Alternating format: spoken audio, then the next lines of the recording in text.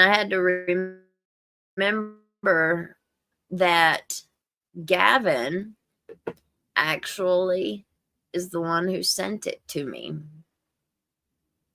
All right, so let me get down here. Motive revealed in Kentucky sheriff's alleged unaliving of judge as body language expert analyzes the new video. Now, they had a body language expert on another show, and we watched it whenever it was on. We did not agree. Most of us did not agree with the body language expert and what they were throwing down.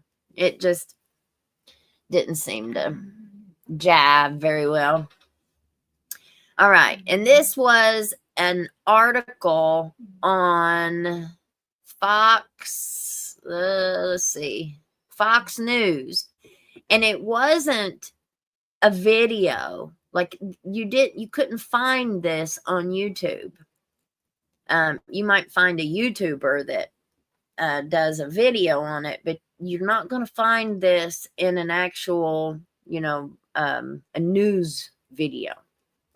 It was all digital. Fox News Digital has obtained surveillance footage showing the moments leading up to former Letcher County, Kentucky Sheriff Sean Mickey Steins, suspected red rummer of former Kentucky 47th Judicial District Judge Kevin Mullins. Man, that was a mouthful. As Stein's attorney shared a motive for the shooting. The pair, who had known each other for years before the unforeseen September 19th, 24 unaliving that rocked the tiny town of Whitesburg, had spoken in the judge's chambers and gone out to lunch together with a group of friends and co-workers in the hours leading up to the shooting.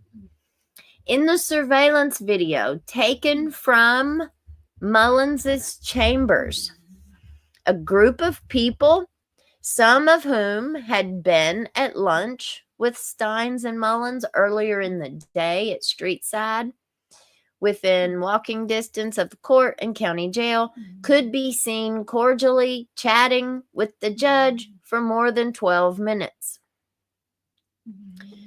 When you look at that picture there, and the judge just looks kind of annoyed. He just looks kind of annoyed that he's even having to listen to what Mickey's saying. Man, oh man, you just can't make this stuff up. And I've said it. I don't think Mickey was so squeaky clean. I don't think any of them were. And now some, I think, are worse than others. And I think some have had to stand on the sidelines while participating in some aspects. But I believe that they've stood on the sidelines and watched as a lot of this stuff was going on. Now, I look at all of this and I see organized crime. I look at this and I see human trafficking. It's not just the SMEC stuff. It's not just Ben Fields pimping these victims out to his uncle, his 80-year-old fire chief uncle. Oh, no. It's not just that we have other women who have accused, who have made accusations, but who's believing them? I told on Fishes how one girl came forward and had a whole TikTok. Now remember, we're not dealing with Sunday school teachers here. We're talking about women who have struggled most of the time with addiction because they went through these courtrooms. They went through these treatment programs. That's where your human trafficking is coming in at. You've got a court, not just one court. How many in Kentucky? How many in the state of Kentucky were pulling people out of their jails who would be good candidates and sending them into these treatment programs, which are bringing more funding in, which, we get it. We get how capitalism works. We get the point of making a profit. It's when greed takes over, making a profit, and you start committing crimes to make more money. You can't open a treatment center, have all these people come in, take their food stamp cards, go to Walmart, buy Monsters, Red Bulls, excuse me, Snickers, Kit Kats, and whatever else, and then bring it back to your treatment center and open you up a little store inside the treatment center where your clients are only allowed to buy things from your store that you're providing with their food stamps. That then they're not allowed to spend their food stamps on this stuff.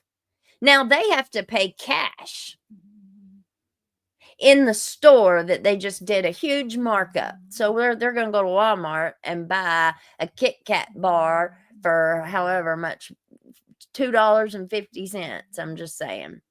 And then we're going to use their food stamp card to buy it. And then we're going to go put it in our store, in our treatment facility, and charge $6 for it. You can't do that. Which is why one specific boy that I know of came forward and said was going on. He was made an intern, I think is what he said. As soon as he went in, he was an intern. They made, they started this as a peer support specialist. We're going to train you guys that come through our program. We're going to turn you into counselors, basically, is what they're saying. A peer support. I mean, I've even got my own peer support certification. So, I mean, I'm not coming down on the peer support specialists at all. My point is, so we're going to make this look like it's a big employment opportunity. So you come through our program and then we're going to send you out for training. We're going to get you a job, but they're getting them jobs in the treatment centers, right? They're like promoting from within, which is fine. But it ended up becoming like a monster of its own kind of thing. Like these people were making so much money and they were lawyers by trade. So they come in with the legal knowledge on how to do get through all the loopholes. Not to mention, the founder of one of the treatment facilities went to law school with our attorney general. Ain't that wonderful? How about that for a connection? And then our governor gives their what do I want to call him? Their face. The boy that they put out as their face of their program. They give him a big pardoned all of his criminal charges, his criminal history. And I mean, it's just a mess, you guys. You just cannot make this stuff up. But I don't understand how this is not translating into an investigation. They've got an FBI investigation into ARC, which is the rehab facility. And it's the rehab that our very own Judge Kevin Mullins, used. It's the very same rehab that the preacher man who went out to on these food deliveries with Mickey Steins that day, it's his employer. They had an FBI, and still going on from what I don't know if the investigation is going on still. I don't know if they have decided that no charges will be filed. I don't know what the outcome of the investigation has been. They've not said anything, but they've had an FBI investigation into ARC for Medicaid fraud. They went from being one sober living facility into the leading program in the state, earning $130 million in Medicaid payouts alone in 2023. So you've got all of these millions and millions of dollars in funding coming southeastern Kentucky. Where's it at? Where's it at? Whose pockets is all of this funding going into, is what I would like to know. Back to the article. Kentucky sheriff seen in footage. Thereafter, Steins entered Mullins's chambers and cleared the room to speak with the judge privately. When I'm seeing the sheriff, it's interesting to watch him because he was ready to go the minute he walked in. Consultant, author, and body language expert Susan Constantine told Fox News. He was contemplating it. He was shuffling his feet and had his hands in his pockets. Meanwhile, she noted that Mullins looked despondent and almost unaware of Steins' presence. In the next 7 minutes, Steins and Mullins talked privately before Steins stood up and seemingly locked the door of the chambers. Steins sits down, wants to have a conversation with the judge, Constantine said. The judge is very nonchalant, very carefree, doesn't seem to be rattled by a lot. Seems to be very, what I would say is just unremarkable. And there's Judge Mullins, and there's Mickey. Now, do you see all that stuff laying out there on his desk? Because that's also what we're going to talk about. We're going to talk about, could he have possibly been exposed to some of this meth or the F word that unalives everybody? Could he have been exposed to any of that stuff? Any of it? Now, we see how he was behaving. So many people, users, I'm talking about people that are in recovery and active users. I've even spoke to a couple active users who've said the exact same thing. They all think that Mickey was showing signs of some type of impairment. A lot of people get upset when we say that, because to know Mickey was to know that he hated Ruggs. He hated them. He had seen what they had done to his community. I don't think that he was dipping into the bags. I just don't think that he was. But could he have possibly been exposed to some of this stuff? Would it be such a stretch of the imagination to think that they didn't follow any other policies and procedures that would keep people safe? I mean, they really didn't. They really were very informal. They were all very, we saw them in the videos. There wasn't nothing formal about the judge's chambers. There wasn't nothing formal about the sheriff's department. There's nothing formal anywhere in Whitesburg, for real. And that's nothing bad, in a rural community. It's just the way that it usually is. But there is such a thing called professionalism. And whenever they take these offices, they also take what's called an oath of office, which means that they have to really try and be an honest person. You cannot have a dishonest person in the position of law enforcement or in a court of law. It just don't work. And how many of them do we have? Well, come on, man. Come on, man. Sheesh. I don't think that they properly disposed of, and I don't think that they properly stored this evidence, these rugs. That right there on his desk was probably from one case. That's probably not from the whole day. That's probably from one case that they confiscated. Like, they were very, very, very proud of all of the rugs, the money, and the pew-pews that they would take off of people on traffic stops, search warrants, whatever. I think a whole lot of them are probably traffic stops.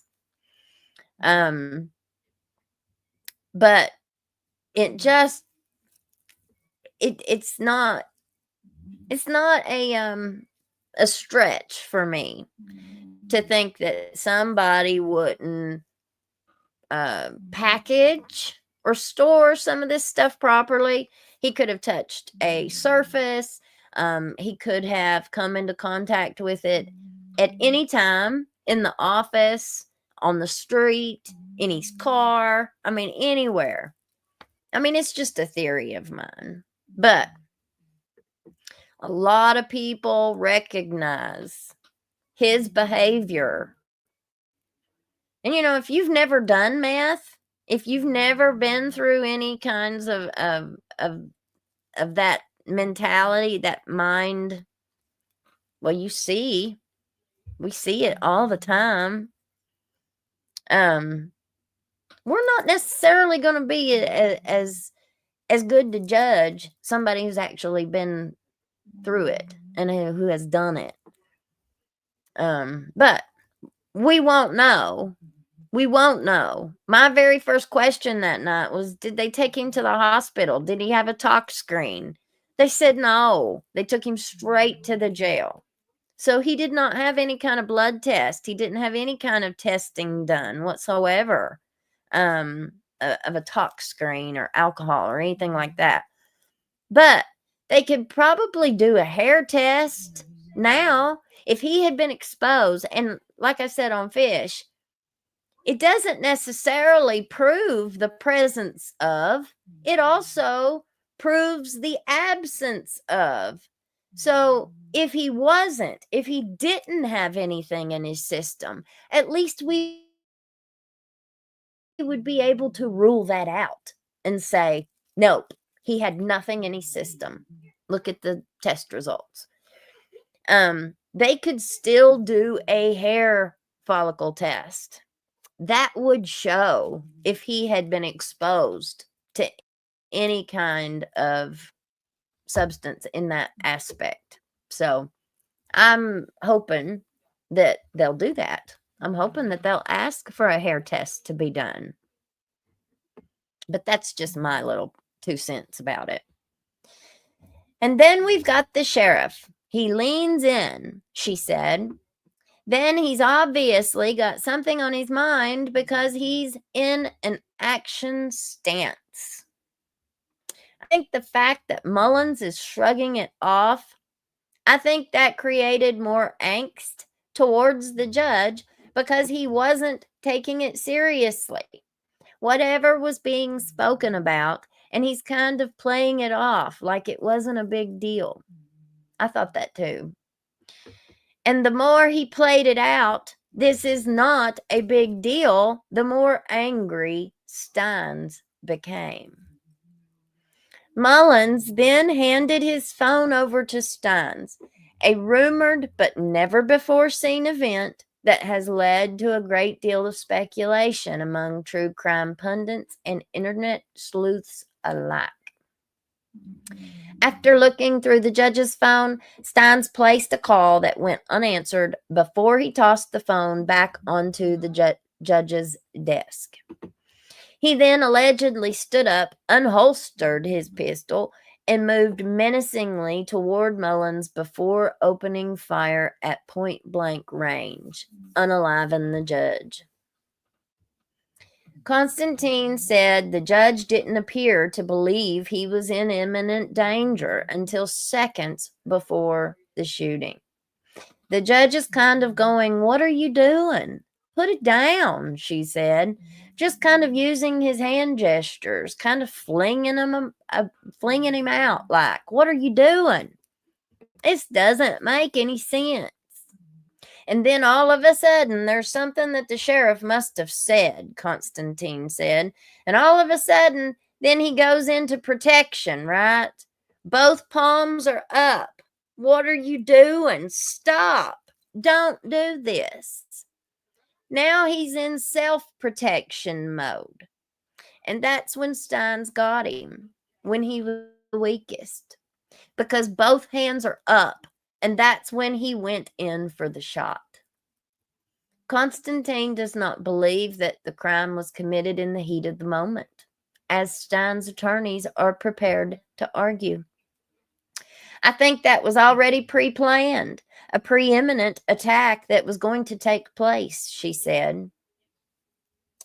Now, attorney Jeremy Bartley explains Stein's motive. All right. New sub. Hello. I just looked back over and there you was. Hello, Miss Bianca. Welcome to our channel, honey, and our hillbilly house. Make yourself at home. In a Monday phone interview with Fox News Digital, this is the interview that has created the twist in the civil lawsuit with Ned Pillersdorf and Ben Fields. Ben already pled guilty to some charges, and in the show that me and Fish just did, Fish said that he could talk now all that he wanted because it would be double jeopardy if he was to be charged again. But what if they charged him with charges that they hadn't charged him with before? What if they decided to charge him with conspiracy, say, or I don't know, something? What if they actually did an investigation because of all of this that has come out now, and they ended up indicting somebody else or charging somebody else, and he was involved? They never did charge old Uncle Bill with his mess. They did not charge Ben with pimping Sabrina out to Uncle Bill.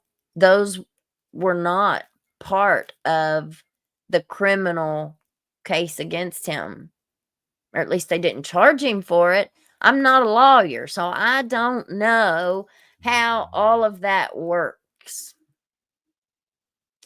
I really wish we had a lawyer to talk to and talk about this stuff with, but one day, maybe. Oh, and before I keep on with this, on the 2nd, I think it's June 2nd, on Monday, I think it is, I'll let you all know. I'll put a post up about it. But we're going to go and be a guest on Creepalachia. It's a YouTube, a radio program, and we're going in studio. It's in West Virginia, so it's a little bit of a road trip, but it is going to be so much fun, and I cannot wait. So Monday, we're going to be a guest on Creepalachia, and I will put a link and everything before this weekend. All right. So in the phone interview, Stein's attorney, Jeremy Bartley, and his wife, his co-counsel, Carrie Bartley, who I think is one of the bad-ashiest women I've ever seen. If I can say that. Sorry, y'all. She just looks like one hot tamale. That picture on our thumbnail where she's got that hand on her hip, buddy, and she sticking it out there. I love Carrie Bartley. I mean, I just think she's something. And I don't know her. I never spoke to her. But just watching her, honey, she's got one heck of a poker face. I like her. What little bit I know of her, I like her. All right. Co-counsel Carrie Bartley put to bed online rumors about the phone exchange and explained the defense's version of events in the days leading up to the shooting. Steins had attempted multiple times to contact his daughter throughout the day, and including the time while he was in chambers. And he tried to contact her from the judge's phone, Jeremy Bartley said. And there he is. He also noted that Steins received a call from his aunt while he was in the judge's chambers. Fish blew up the video, and we were actually able to see that was his aunt on the other end of the phone. And I think she called him.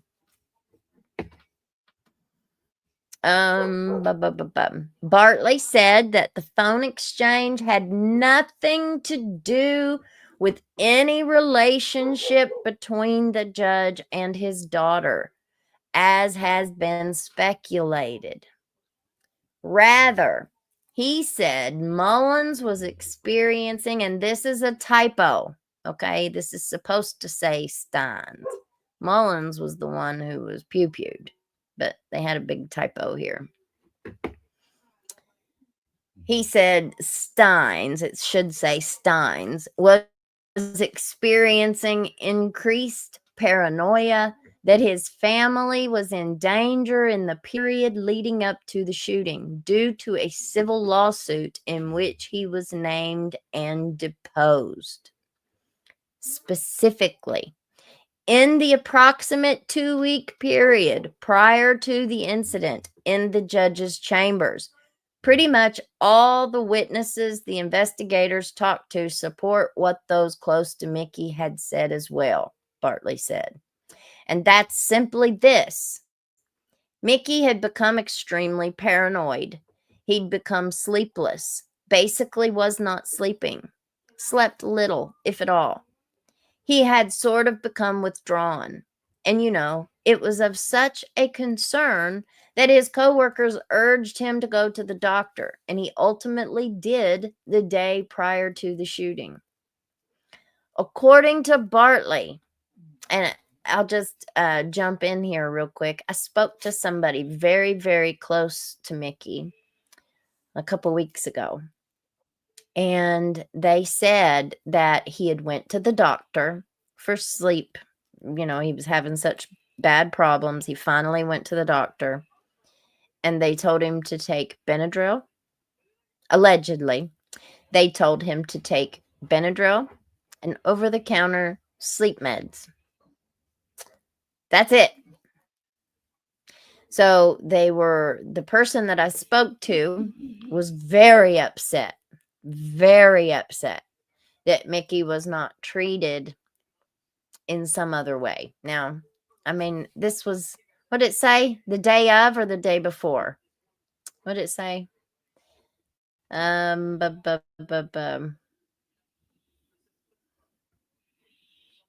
was of such concern.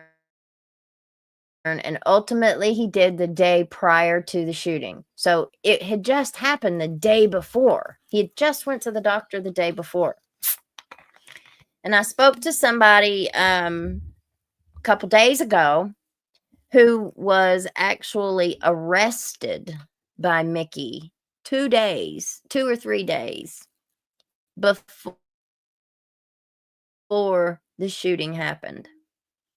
And they said that Mickey was, really cool as he always was. Asked him if he needed to get anything out of his apartment. Most cops aren't like that. and I think that's why Mickey is so beloved in people's eyes in that way, because thank you, honey. Mickey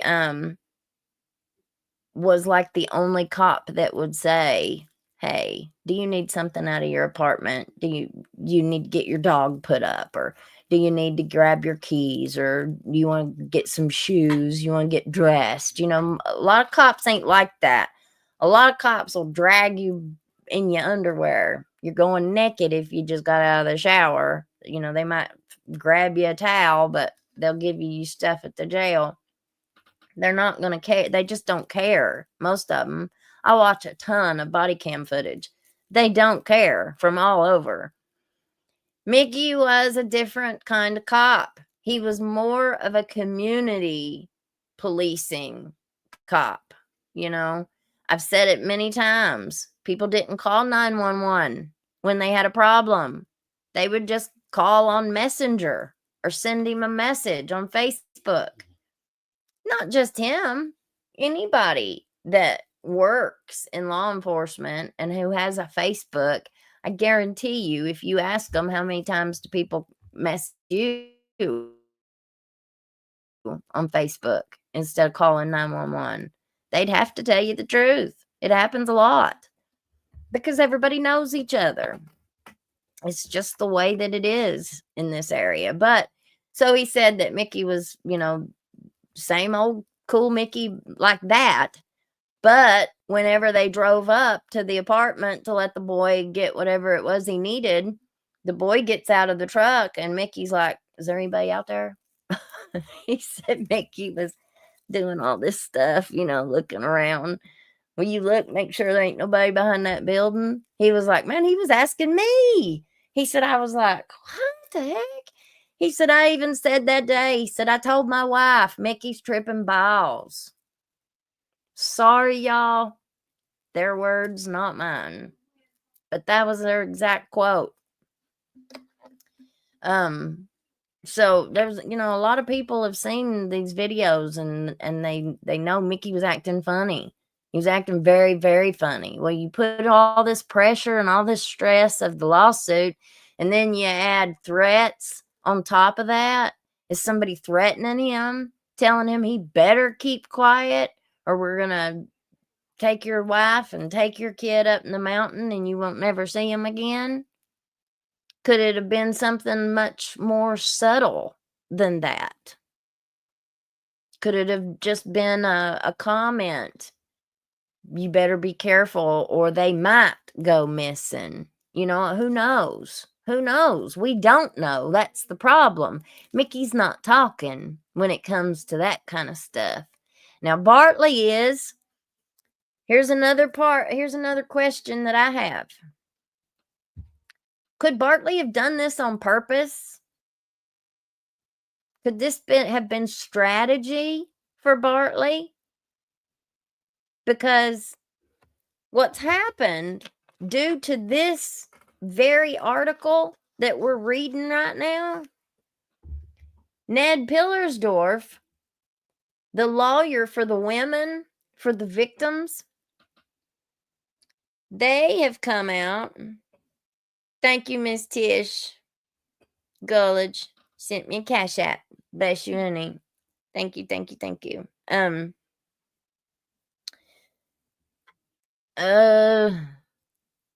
forgot where I was at. My train of thought. I was going to pull something up. When I saw that cash app, I forgot what I was doing. Sorry, y'all. Let's get back to the article. I'll think about it here in a second. Put me back on track. According to Bartley, a major contributing factor to the judge's emotional state. See, it shouldn't have been the judges. It should have said the sheriff. Whoever did this article, they really screwed their article up, not having these pieces right. Oh, I said, could Bartley have done this on purpose? This article led to the new twist in the case. That's what I was doing. The new twist in the case is that Ned Pillersdorf, this lawyer in the civil suit, not in the criminal side, it's the civil case. Ned files a motion. And I don't know if it's a motion. I'm not a lawyer, so I don't know all the words. I might not have it right, those words right. But anyway, regardless, Ned asks the court and asks the judge to reopen the discovery, because the discovery process, that's that time period where they're able to do depositions and they're able to get evidence and they're able to, gather the information that they need for their case. At some point that gets cut off.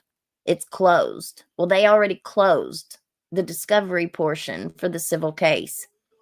Ned has asked for the judge to reopen it another 6 months and to allow him to redepose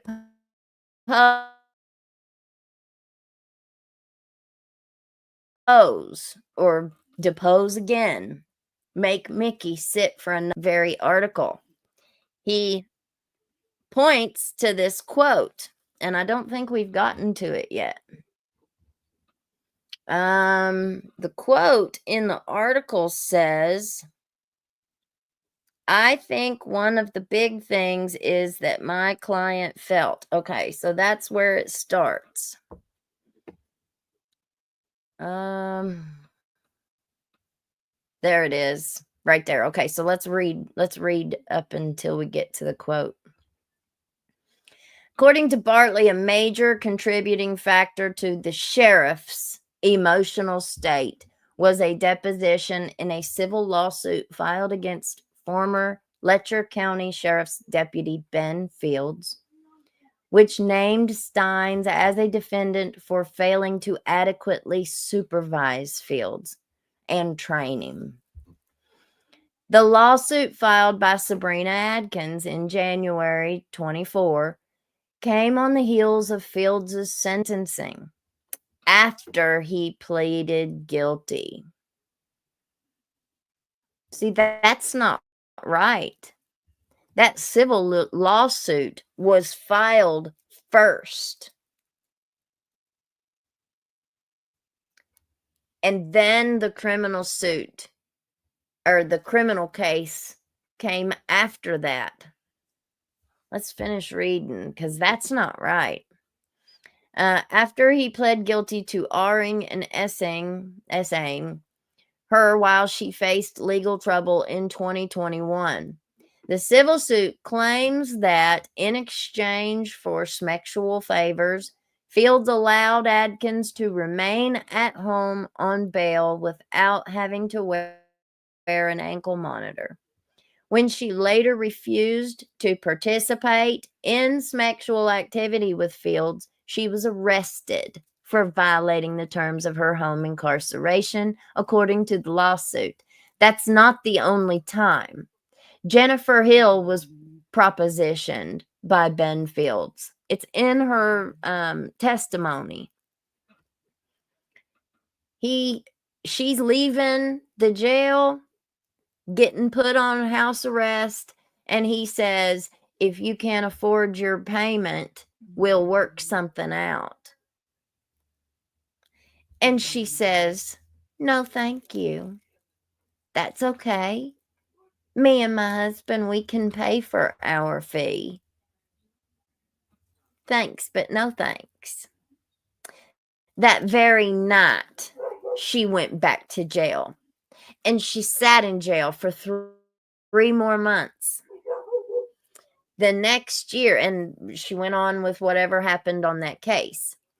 The very next time she gets in trouble on something else and she goes back to jail, she gets out on house arrest again. He propositions her again. She knows not to tell him no this time, because if she does, she's going to go back to jail like he had done before. She should not have went back to jail. They had just paid her fee that day. She didn't do anything to be rearrested and go back to jail? Why is that not false arrest or false imprisonment or something? I mean, I just don't get it. I don't get how so many members of law enforcement, yes, Miss Joanne, that is the gal that passed away. She wasn't playing ball in the same aspect that Sabrina did. Sabrina, in my opinion, Sabrina played her part. She knew what he was expecting, and she didn't have anybody. She didn't have anybody. It didn't seem like she had anybody in the world to help her. So the only person that is pretending to be her friend, the only person that is pretending to help her is Ben Fields. And he's only wanting between her legs. That's it. He don't want her to become his girlfriend. He's not trying to make her his side piece. He's not trying to wife her. Oh no. Oh no. Don't get it twisted. But yet we're supposed to believe that Jennifer Hill just OD'd and died. It's awful coincidental, ain't it? So Ben, she doesn't have anywhere to go. So Ben finds her a place to go. She says in the discovery, we see I've got 15,000 pages of the discovery. She says, Ben, please don't make me sleep with him. Something to that effect. I don't want to sleep with him. I mean, he was pimping her out. There ain't no other way to say it. There ain't no other way to say it.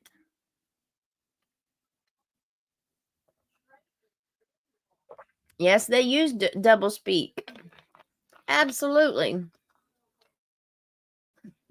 They'll tell you that it's raining outside, storming.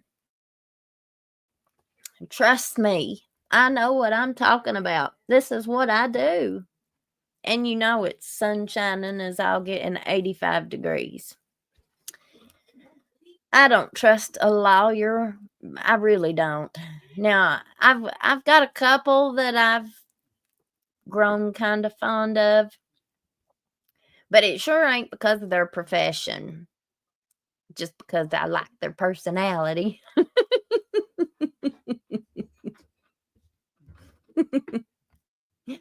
Oh, but don't listen, it's a good old boys club. We've got female lawyers down there in Whitesburg.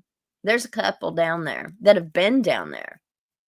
And from what I have been told, there was some interest shown by the female attorneys in Whitesburg to work in the prosecutor's office part-time. They were hired. They couldn't get anybody down there. You know, think about it. You had Edison Banks, who was sick, and Watts was leaving, and Whitaker, our new judge, he was leaving because he was sick. He had to take medical leave.